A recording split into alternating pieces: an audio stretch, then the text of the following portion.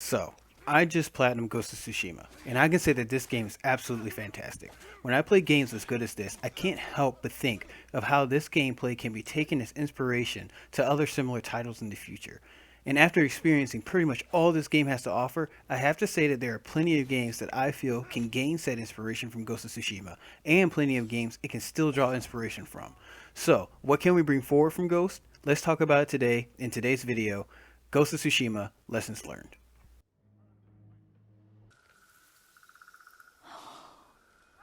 Isn't it beautiful? Very. Why are we here? So, for those that don't know me, I'm a software developer. In software development, typically after a project, we go over what went right and what went wrong so that we move forward into the next project with new knowledge. That way, we don't make the same mistakes. Hopefully, this all culminates in the perfect project experience, or in this case, the ultimate in gameplay mechanics. So in this video, we're going to look at the ideas that I think didn't quite hit as well as the developers intended, and truly innovative designs that I believe make this game a top contender.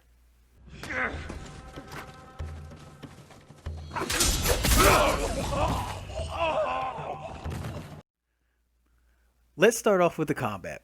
There have been a fair share of games that have pulled off the feel of wielding a katana and cutting down enemies with a righteous vengeance. What Ghost does great is the constant feeling of progression. A great way I feel for games to really give you a sense of progression isn't just through new skills from a skill tree, but a bit of a learning curve to the game's dynamics.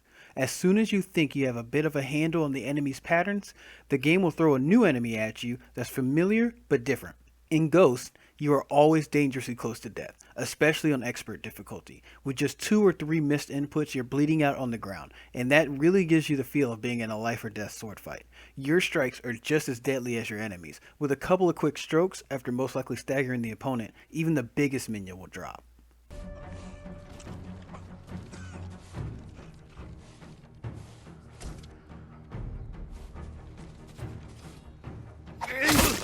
However, I have a couple of minor gripes. Different stances to directly counter certain opponents, good idea. Relatively deep skill tree to choose from, also good idea. The fact that a couple of triangles into a combo of squares will take out just about any opponent if you pick the proper stance, eh. Now I know I just praised the game for the fact that my attacks are deadly, but hear me out. By Act 2, most players will probably realize that the Mongols have about 3 movesets per soldier type.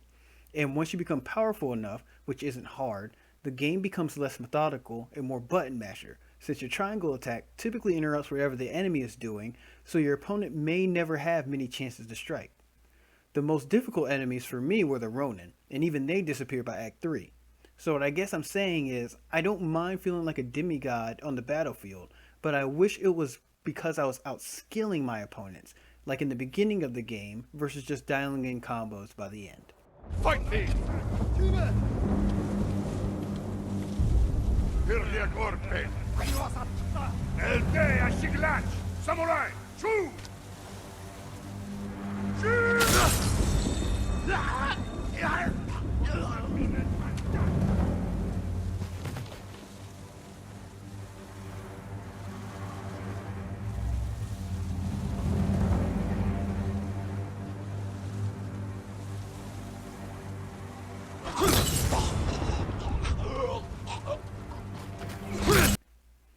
Moving on to the next topic, I'm going to make this one quick. Exploration in this game is amazing. One of the reasons I fell in love with this game from the previews alone was the clever idea of having the wind guide instead of a waypoint. This allows for a very simplistic HUD, but still keeps you on track towards your destination and gives you time to really soak in the surroundings. There's plenty to do off the beaten path, from following foxes around to climbing cliffs to taking dips in hot springs. For someone like me, who enjoys chasing platinum trophies, games like this that don't waste your time with collecting way too much nonsense are always appreciated. I just love the fact that you can essentially pick a direction, and along the way, you'll probably find a little bird that's going to lead you to a secret location. Which in itself is another great idea to help those people who don't feel like wandering aimlessly in the fog of war. My only wish is that there are about 10 less fox dens. After about 30, they've overstayed their welcome, especially in the case that they don't even give you any more charm slots, but instead increase the power of charms you already have. You have to climb to get there. Sure you can make it, Sensei?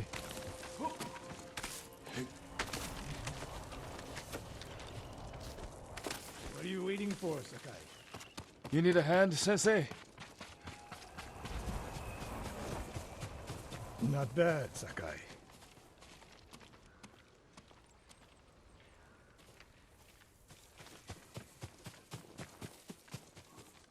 Oh, and of course I can't not talk about the fast travel. The fast travel in this game is truly perfection. Fast load times and the fact that every area of interest you discover is available to be fast traveled to sets up a gameplay loop that keeps the player from being penalized for going off the path.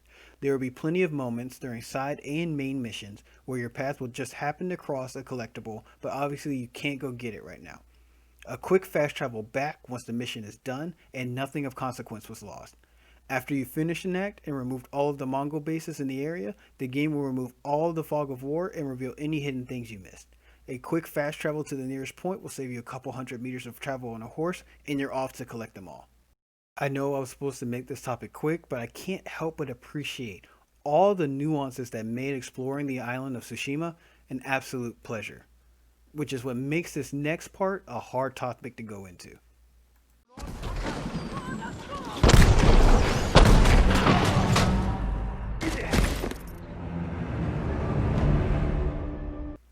The missions in this game feel super formulaic, especially when it comes to the side quest. While the stories they tell are fine, I can't help but feel that there could be much more variety in the way they are told. Unfortunately, this game does have tailing quests, which are the bane of my existence. However, it has one where it's not just following, but you get to assassinate an entourage while tailing someone, so partial credit there. Fortunately, the gameplay still makes missions fun, but even the biggest fan will have to admit that these missions can get repetitive. My simple wish is that there are more mission types to really show off what the game can do. What I can say in the game's favor though, is that when it decides to go big, it goes real big.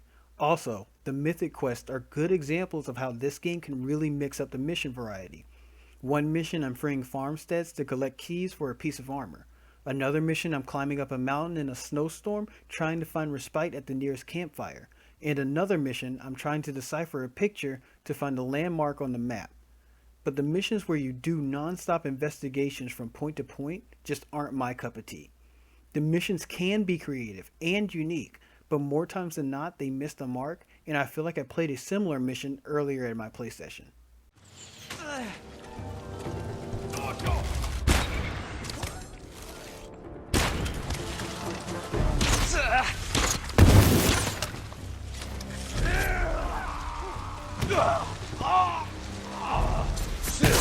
Again, Ghost of Tsushima is a great game. I loved it and definitely put it in my top games of 2020 and of this generation.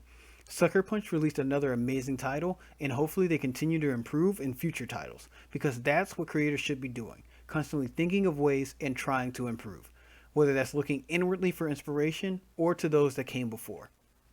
If you made it to the end of the video, thanks for watching. This is simply one man's opinions. If you agree or disagree, feel free to leave a comment down below. If you want to see more videos, be sure to subscribe. I'll catch you guys on the next one.